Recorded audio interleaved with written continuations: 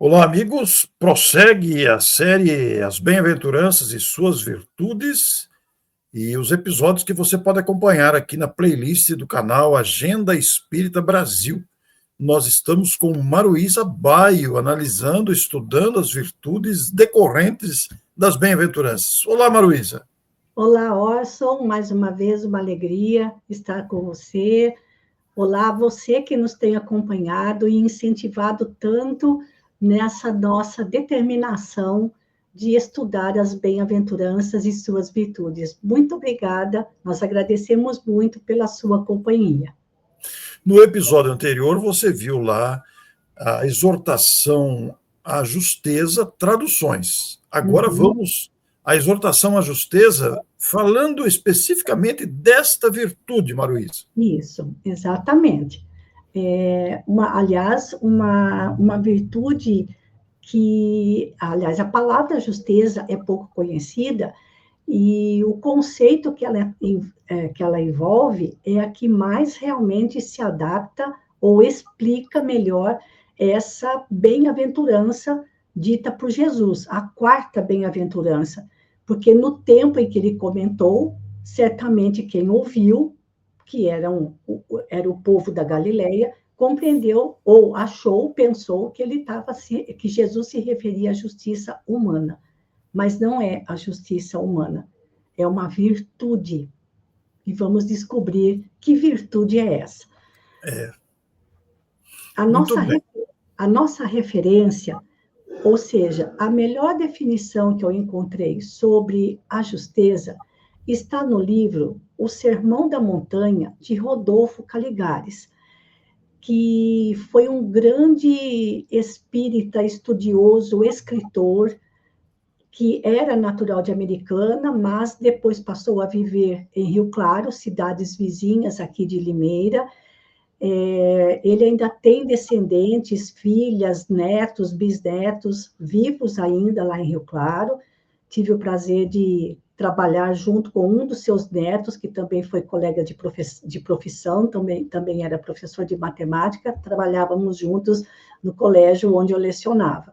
E tenho uma grande admiração por Rodolfo Caligares. E ele não tem apenas esse livro, viu, Orson? Ele tem uma coleção onde ele onde ele estuda todas as parábolas evangélicas, páginas do Espiritismo cristão e as leis morais, que são as 10 leis morais do Livro dos Espíritos, e todos os livros publicados pela FEB. Ele tem uma formação muito forte na língua portuguesa. Inclusive, às vezes, usa palavras que a gente desconhece, precisa buscar no dicionário. E, assim, intelectualmente, culturalmente, ele era uma pessoa de grande destaque. Tenho uma grande admiração por ele. E uma sensibilidade muito refinada em torno do Evangelho. Foi muito importante, Maruísa, trazer essa lembrança carinhosa a esse grande autor espírita, que com sua lucidez deixou uma contribuição valiosíssima. Aí estão os livros. Nós queremos até sugerir ao telespectador que pesquise o trabalho cultural doutrinário de Rodolfo Caligares. Sim. Vamos ver, então, o que ele diz para nós no livro Sermão da Montanha sobre esta bem-aventurança. E no seu modo de explicar que nós vamos encontrar a melhor definição para essa virtude. Assim, aquelas palavras do mestre, bem-aventurados os que têm fome e sede de justiça, não se referem, como poderia parecer, aos que, inconformados com a sua condição, protestam, amaldiçoam ou promovem agitações subversivas, mas sim aos que, qualquer que seja a classe social em que se encontrem, procuram, de consciência tranquila, seguir-lhe as pegadas, ou seja, seguir os ensinamentos de Jesus, alimentando a nobre aspiração de pautar seus próprios atos de conformidade com os mais altos ideais de justiça e retidão, respeitando escrupulosamente os direitos de seus semelhantes, procurando tirar de sua situação o maior resultado possível para a evolução própria e o bem alheio. Olha que Isso é justeza. A pessoa não está protestando, né? Mas Não. está desejando esses atos de conformidade, muito bonito, como está escrito aí, aos mais altos ideais de justiça e retidão. Olha que coisa importante. Ou seja, pautar a própria vida dentro das leis divinas, que, como dizem os espíritos, estão registradas, têm os seus germes na nossa própria consciência. Então, Jesus, ao dizer essa bem-aventurança, não estava se referindo à justiça humana, mas é como se ele estivesse dizendo para aquelas pessoas: eu sei que vocês se sentem injustiçados pela opressão romana, pela indiferença por parte dos próprios judeus. Eu sei que vocês se sentem injustiçados, mas isso não faz com que vocês não possam, que vocês não pautem, procurem pautar a própria vida de acordo com as leis divinas. Bonito, Maruíza. Muito bonito. Esse é o conceito de justeza. Porque nós, quando encarnados, Orson, como disseram os espíritos a Kardec, nós cometemos tantas encrencas na vida pessoal, na vida íntima, que não vai para os tribunais da justiça humana. Ficam só conosco. Quando desencarnamos e retornamos ao plano espiritual, tomamos consciência dos erros cometidos. E aí ficamos sedentos e famintos de corrigir essas encrencas.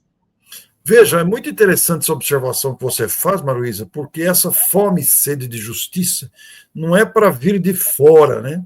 Não. Nós queremos melhorar e consertar, reparar aqueles equívocos que nos permitiram. Nós temos fome e sede de justiça interior conosco mesmo. Exatamente. De conseguir manter a consciência tranquila. Porque quando fazemos alguma coisa, por mais simples que seja, que esteja fora das leis divinas, e as leis divinas, as 10, pode ser resumida numa só, que é a lei de amor, como disse Jesus, faze ao próximo aquilo que você quer que fosse feito para você, se você estivesse na mesma situação do outro. Pautar a nossa vida de tal maneira que a nossa consciência não nos cobre. É muito profundo isso, Maruíza. Muito profundo. Então, essa bem-aventurança, Orson, normalmente ela tem uma leitura muito rasa. E de todas, a que menos se comenta é essa bem-aventurança. Verdade, verdade. E quando se comenta, sempre se fala da justiça dos homens. Ou então aquele refrão, né? Eu quero justiça, esperando na arquibancada que a justiça divina se cumpra para aqueles que nos prejudicaram. Esquecendo-nos da própria mudança interior. Pois é. Então, a melhor definição, a melhor explicação que eu encontrei para esta bem-aventurança está neste livro do Rodolfo Caligares, mostrando para nós como era refinada a sensibilidade dele para os ensinamentos de Jesus. E a gente encontra essa sensibilidade não somente nesse livro, mas sim em daqueles 4 livros que compõem a coleção Rodolfo Caligares. Que maravilha, hein? Olha que convite à nossa reflexão. Vejam os telespectadores, amigos habituados a usar da palavra ou da escrita, que material fecundo está à nossa disposição para desenvolver esse assunto mais amplamente ainda. Exatamente. Então, reforçando mais uma vez, gente, essa fome e sede de justiça é o nosso anseio íntimo de pautar a própria vida de acordo com as leis divinas. E tomamos consciência disso quando estamos na espiritualidade, esperando uma nova oportunidade de renascimento no plano material. Porque se foi aqui que nós arrumamos as encrencas, é aqui que nós temos que consertá-las, Orson? Temos... Eu estou pensando aqui, Maruísa, que muitos espíritos, com a redução do número de nascimentos, né? Porque muitos espíritos têm que aguardar muito, uma agonia, até uma ansiedade para reencarnar e não consegue. Né? Exatamente, para poder procurar fazer as coisas da maneira correta. Né? Olha, Orson, aqui eu me lembro de uma frase de uma história do Chico Xavier relacionada a isso, porque ele dizia que ele queria viver muito, porque o raciocínio dele, veja bem, se eu desencarno cedo, até eu conseguir, como você falou, uma nova oportunidade de renascimento, vai demorar décadas. Aí, quando eu conseguir reencarnar, vou ter mais uns 20 anos de bobeira até passar a fase da juventude. Então, vai demorar muito tempo para eu criar juízo de novo. Ele dizia, então, se por acaso eu desencarnar cedo, eu quero que vocês escrevam no meu túmulo. Aqui jaz Chico Xavier, muito a contragosto. Porque o que ele queria viver, porque ele acha que ele dizia, nós precisamos aproveitar muito a nossa reencarnação. Ainda mais agora que nós temos a doutrina espírita. Ô, Maruísa, em outras palavras, né? A gente não pode perder tempo. Pode perder tempo, exatamente. E procurar pautar a nossa vida dentro das leis divinas, sem nos preocuparmos com o direcionamento das leis humanas, porque elas também vão progredindo. Progridem devagar, mas progridem. E um dia estarão perfeitamente afinadas com as leis divinas. Né? Eu fico pensando, Maruísa, no remorso que vai bater em todos nós que desprezamos a oportunidade disso que está sendo dito aqui agora. Poderia ter feito, por isso que eu falo, olha como está claríssimo o que o Rodolfo Caligares diz aqui. Nobre aspiração de pautar seus próprios atos de conformidade com os mais altos ideais de justiça e retidão. Isso se chama justeza. Que beleza. Muito lindo, muito lindo. Podemos continuar? Por favor. Então, vá. Nós também encontramos no livro Jesus e Atualidade, da benfeitora Joana de Ângeles, e esse livro, ele é bem fininho, e é o primeiro da série psicológica dessa benfeitora espiritual. E no capítulo 4, o título é Jesus e Justiça. Olha o que a benfeitora diz. Eu não trouxe todo o texto, porque ele é muito extenso, peguei só alguns trechinhos de acordo com o nosso propósito. À medida que o homem, diz a benfeitora, à medida que o homem desenvolve os sentimentos e a inteligência se aprimora, as suas leis são mais brandas e a sua justiça mais equânime. Então, nós vamos ter que esperar a humanidade progredir um pouco mais moralmente. É longo, porém, ainda o caminho a percorrer para que seja alcançado o respeito do homem ou do ser humano pela vida, pelo próximo, pela natureza, pela justiça sem arbitrariedade, sem punição. Olha o que nos falta aí, Maruísa. Um longo caminho a percorrer. E o desenvolvimento do sentimento e da inteligência, a inteligência se aprimora primeiro, o sentimento depois, né, Orson? Isso, perfeitamente. Sempre está na retaguarda. Mas a gente já pode fazer isso.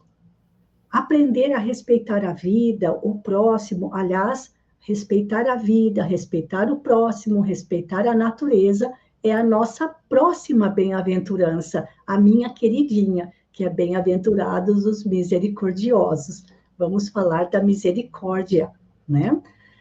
E a benfeitora continua dizendo: melhor que esteja, é bem melhor que estejas sob reparação de compromissos dos quais não te recordas pelo esquecimento do passado, do que gozando de liberdade física, mas carregando a consciência culpada que se esconde na ilusão. Ou seja, já estamos encrencados e arrumamos mais encrencas ainda, não é, Orson? Nós somos desse jeito. Ao invés, né, como quem já tem um monte de carnê e arruma mais um monte de outros carnezinhos para pagar. E aí ela convida, por tua parte, ser justo, pratique a justeza, seja equânime para com todos, tomando como modelo de comportamento a Jesus, que nunca se recusava a agir com justiça, mas isso já era supremo para ele, né? Já havia atingido o grau máximo que um dia também conquistaremos. Esse é o convite dela, Orson, que sejamos justos das nossas ações, procuremos pautar nossa vida dentro das leis divinas, porque certamente com isso também não teremos encrencas com as leis humanas. Não é verdade? É verdade. E aí a gente vê o quanto precisamos nos auto-observar para ver se os nossos comportamentos, escolhas e decisões estão sendo justas. E nem sempre a gente se dá esse trabalho, Maruísa, de avaliar como estamos usando a nossa liberdade. Exato. Vejam que quando a gente fala, esse já era um conceito muito forte entre os hebreus, o homem justo, justo e temente a Deus, né? Então, ali, essa questão, a gente ainda precisa aprender, né, a nos tornarmos pessoas justas, vivenciando a justeza. Mas ainda tem um último slide, que é o nosso convite final, Orson. Para quem quiser conhecer mais sobre lei de causa e efeito, reencarnação, nós sugerimos duas leituras: o livro O Céu e o Inferno, ou A Justiça Divina segundo o Espiritismo, que este ano completa 160 anos de lançamento, agora no mês de agosto. Ele foi lançado em agosto de 1865. E lá nós temos o Código Penal da Vida Futura, para compreendermos melhor como se processa a lei de causa e efeito. E esse livro tem duas partes, né, Orson? Na segunda parte, Kardec traz casos na verdade, são casos realmente de espíritos das mais diversas categorias, desde os mais felizes até aqueles que estão mais endurecidos no mal. Esse livro é uma preciosidade, né? Esse documento citado pela Maruísa, Código Penal da Vida Futura, é um precioso documento composto de 33 itens, cada um deles dá material farto para palestras, congressos, eventos, debates, entrevistas. Está lá no Céu e Inferno.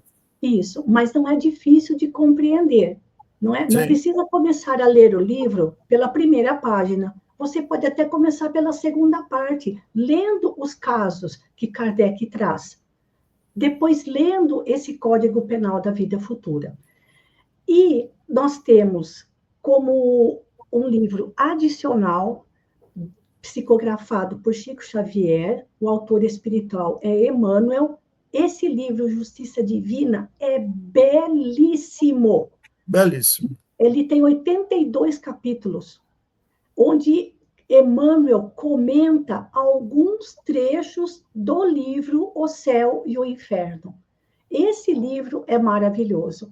E é muito interessante fazer a leitura dos dois juntos, para vermos o que Emmanuel nos fala, auxiliando a ampliar o nosso entendimento justamente sobre as penas e gozos futuros, as penas e gozos da vida material, a lei de causa e efeito.